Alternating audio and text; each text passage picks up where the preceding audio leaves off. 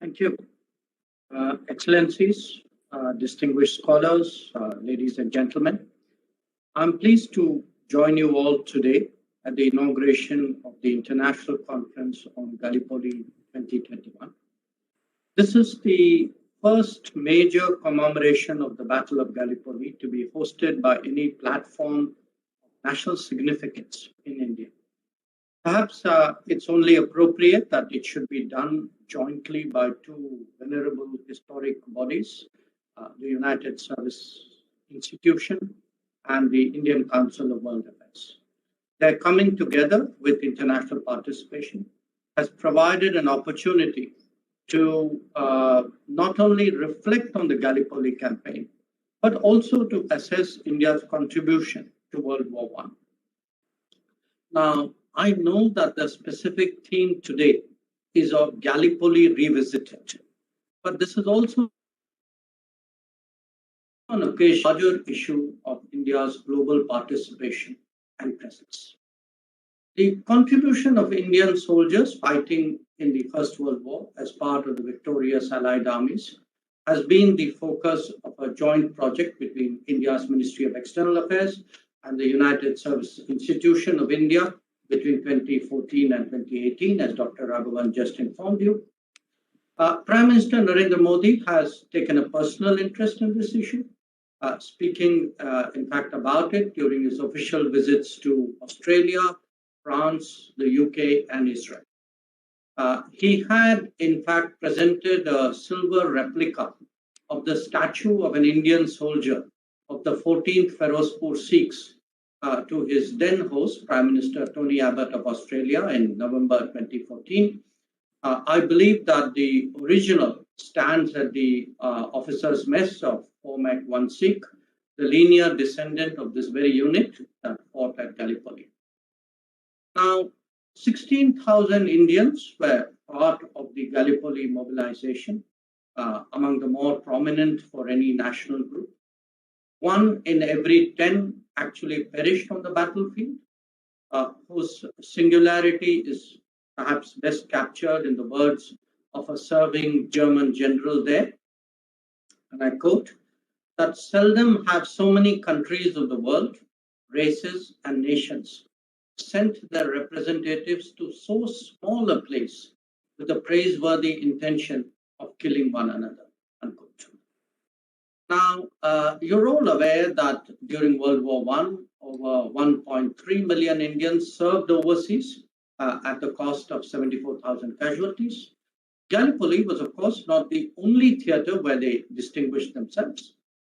From the trenches of the Western Front to the deserts of Mesopotamia, from Central Asia to East Africa, Indian valor and fortitude were in evidence across vast geographies of conflict. In fact, intrepid Indian aviators were even among the earliest aces in the skies of Europe. Our casualties are commemorated in numerous memorials and cemeteries around the world.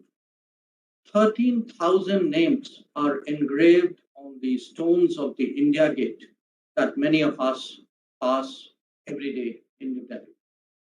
By rights, no account of this period should have ignored the contribution of Indian soldiers.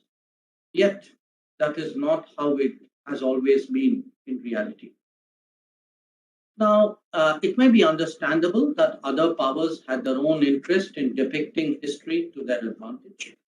After all, this is, at the end of the day, a hegemonic exercise that is part of a larger strategic assertion. However, for many years, in India's case, hesitations of history made us reluctant to claim this aspect of our heritage. It has now done so by moving beyond traditional military occasions like Armistice Day and recognizing the political significance of Indian soldiering abroad.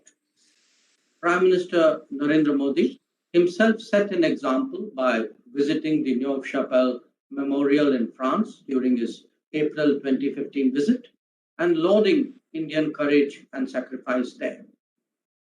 2 years later, during his historic visit to Israel, he similarly went to the Haifa Memorial, that marks the sacrifices of Indian lives during its 1980 liberation. A less reserved Indian embrace of its past was naturally reciprocated by the world. In November 2017, King Philip and Queen Matilda of Belgium recognized the contribution of Indian soldiers to the defense of Belgium by placing a wreath at India Gate and inaugurating an exhibition called India in Flanders Fields in New Delhi. In January 2018, Prime Minister Modi and his Israeli counterpart, Benjamin Netanyahu, participated in the renaming ceremony of the Haifa Teen Murti Memorial in New Delhi.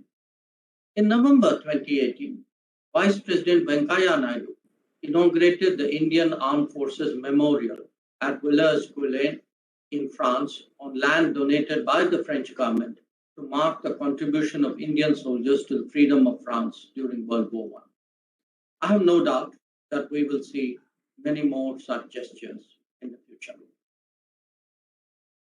In many ways, the Gallipoli campaign had a resonance far beyond its military significance. The British, the French, and the Germans felt its political and strategic repercussions almost immediately. For Turkey, it holds a special meaning as the birthplace of its modern nationhood. The Anzac legend, too, emerged from this grueling experience, strengthening the national identities of Australia and New Zealand. Each one of the diverse contingents that were deployed obviously carried back their own memories and lessons. That, for India, perhaps requires more study and greater introspection. The Allied defeat shaped India's further participation in the war and the subsequent deployment in Mesopotamia.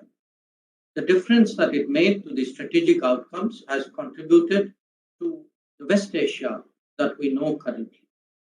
By 1918, Indian performance, including at Gallipoli, led to the creation of the King's Commissioned Indian Officer. We also have some understanding of its implications for our national movement and the quest for independence, subjects already explored by some noted scholars. Where we could do with more attention are the consequences for India's emergence on the global diplomatic stage as a national actor. In the aftermath of Gallipoli, India was included in the Imperial War Cabinet, even though it was not a dominion. This in itself was a recognition of the importance of its military contribution to the Allied efforts. The consequence was the inclusion of India, of course, in the British Empire delegation to the Paris Peace Conference in 1919, and India thereby obtained the right to sign the Treaty of Versailles and become a founder member of the League of Nations. Decades later, India's contribution in the next World War similarly enabled its presence at the Washington Conference in 1942 with 25 other nations. The resulting declaration by United Nations set in motion the contemporary structures of multilateral institutions that we are familiar with today, including the UN and its specialized agencies, the IMF, and the World Bank. To those who have been reluctant to recognize the significance of the Indian war effort in the 20th century, we could well ask whether the early experience of global engagement could have come without participation in these conflicts. And that is necessary to stress because these diplomatic exposures were really the foundational lessons in the evolution of India's worldview. Now, insofar as World War I and the Gallipoli campaign were concerned, we should also remember that the war effort had the support of mainstream Indian political opinion at that time. It was hoped that by supporting Imperial Britain in its hour of need, India would place it under moral debt and thereby advance its own aspirations. This, in fact, was advocated by none less than Mahatma Gandhi himself. These disappointed hopes, as we all know, accelerated the movement towards complete independence. They also later shaped the Indian political attitude towards World War II. Now, each experience offers its own lessons in realpolitik, but cumulatively, they laid the basis for a suspicion of the West that was further reinforced by decisions of the Cold War. Today, the rebalancing of the global order may have created new convergences, greater national confidence with less ideological baggage has encouraged stronger interactions. But the past does explain some of the skepticism, especially on developmental issues. Now, this conference is devoted in large measure to an exchange of comparative lessons from the Gallipoli experience. It is natural that this subject should be addressed by a group of military historians assembled from across the world. And I'm equally conscious that a lot of the discussion would be on the political and strategic and diplomatic repercussions of this. But I would like to take the opportunity, both as a foreign minister and as a student of international politics, to share some thoughts about the political consequences of this campaign and that era. As you would note, there is so much food for thought from this extraordinary event that its ripples are felt even a century later. The most obvious question is that of soldiering for common good. It is worth recalling that Indian soldiers during the world wars were motivated neither by conquest nor acquisition. Their driving force was, in fact, a military ethic, honor and dignity of a professional soldier. This shaped their self-perception and behavior abroad, building an image of discipline and responsibility. Standards with which the Indian military is associated with at home and abroad, like so many things, has its history too. This is particularly relevant to an India that is now poised to enter a different phase of its evolution. But I would also submit that this holds points of interest for the rest of the world as well. The exemplary demeanor of Indian soldiers in World War I, on or off the battlefield, has set us on the long road to peacekeeping. With 50 missions and 253,000 soldiers, in addition to police personnel, India has been the largest contributor to UN peacekeeping. Indians have served with distinction in regions close to Gallipoli and continue to do so even today. The largest number of UN troops who have made the supreme sacrifice are also from India. Our soldiers bring with them a culture of empathy and fairness, seeing friends and partners rather than aliens or strangers. Indian peacekeepers are rarely perceived as an external imposition.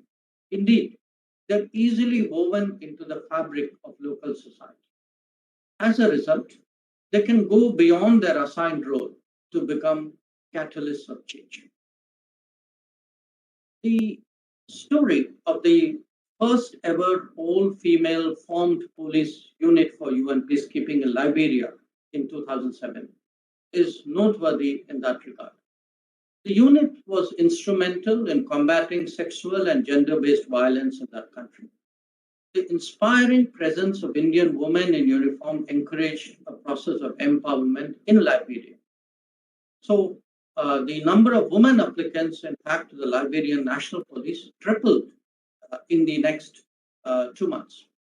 Female enrollment in the Liberian Police Academy went up from 4 per class in 2006 to 30 per class in 2007 and 100 per class in 2008. Recruitment, even in the Liberian security services, rose from 10 to 17%. So we have a case here where Indian women peacekeepers were seen as a force for good, worthy of emulation, just as the ramrod straight Indian soldiers doing duty in the cold, frosty battlegrounds of World War I, Europe had won the respect of their peers and locals alike. These actually have been the best ambassadors that India could have had in contemporary times. Now, in a world that is regrettably less multilateral than it should be and we want it to be, common good is increasingly a national initiative. In our own region, India has stepped forward as the first responder when it comes to humanitarian assistance or disaster relief.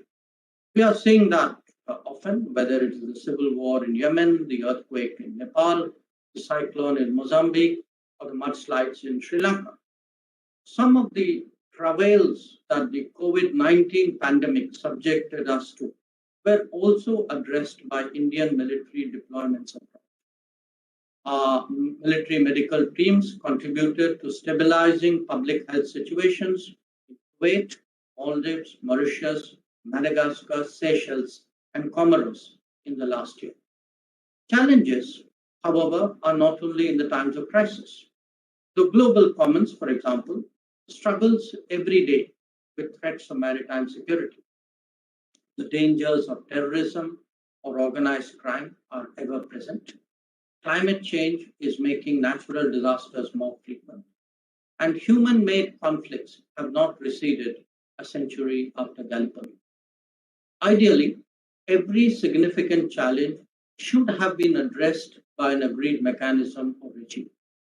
But the realities are far sadder, and it is increasingly clearer that the responsibilities of the current times will have to be borne more by those who have the capability and willingness to do so. In that sense, the spirit of Gallipoli would continue to guide India's contribution to global welfare. Soldiering for common welfare is obviously shaped by the attitudes of a society. One that has historically embraced the world rather than kept it at a distance has obviously a more willing stance.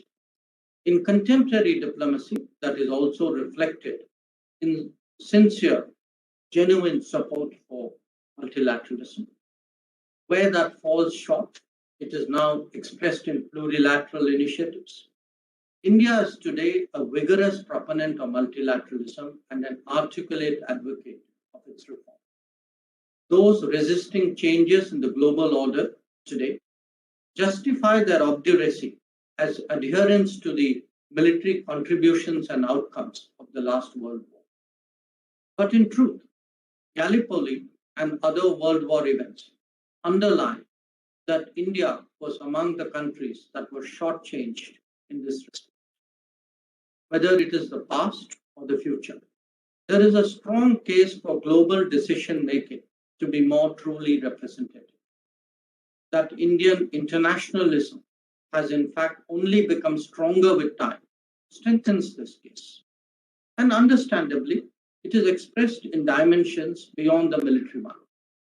If India leads an international solar alliance or a coalition for disaster resilient infrastructure now, the instincts driving them are not that different. This is true as well of the widening development partnerships in agriculture, energy, digital, or education that extend today from the Pacific Islands through Africa to the Caribbean. Gallipoli is, of course, but one, even though an important example of India's global footprint in the modern era. The world wars revived opportunities for far off deployments of Indian power after a considerable gap in its history. But they do remind us of two underlying truths. One, the seamless nature of the world, and two, the global impact of India. Both realities were unfortunately obfuscated by recent history that divided the world into artificial compartments, even while downsizing Indian power. However, the rebalancing of the world order and the ensuing multipolarity is driving a long awaited correction. India is today in the midst of reclaiming history and reasserting its interests beyond orthodox silos. It is evident in the Act East policy, the Indo Pacific vision, reviving ties with Gulf and West Asia, and the outreach to Africa. It is equally clear that connectivity a concept that Gallipoli so strongly symbolizes, has become even more salient in the 21st century Great Game. As Indians look at the world with fresher and clearer eyes, global battlefields where we have shed blood to determine momentous outcomes are both a reminder and an inspiration. History means different things to different people at different times. Gallipoli is no exception, and all its participants had their own take of it. But our understanding of its significance also evolved with the passage of time. The past naturally continues to cast its shadow in all countries, be it in terms of a larger outlook or a narrower policy. The relationship is always stronger with those when we have shed blood together. Sometimes specific experiences shaped our thinking, like those of Indian soldiers on the Western Front in 1915, subjected to the use of chemical weapons. At another level, the camaraderie of the past is always a factor in the relationships for the future. This sentiment was very much in evidence when Prime Minister Modi was in France in 2015.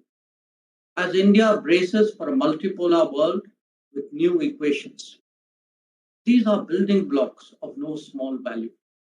In India, if we have been selective in our reading of past events, the subjectivity reflected the politics of the day. For decades, a great tradition and a valiant record got less than its due, even though our current capabilities are built on those very foundations.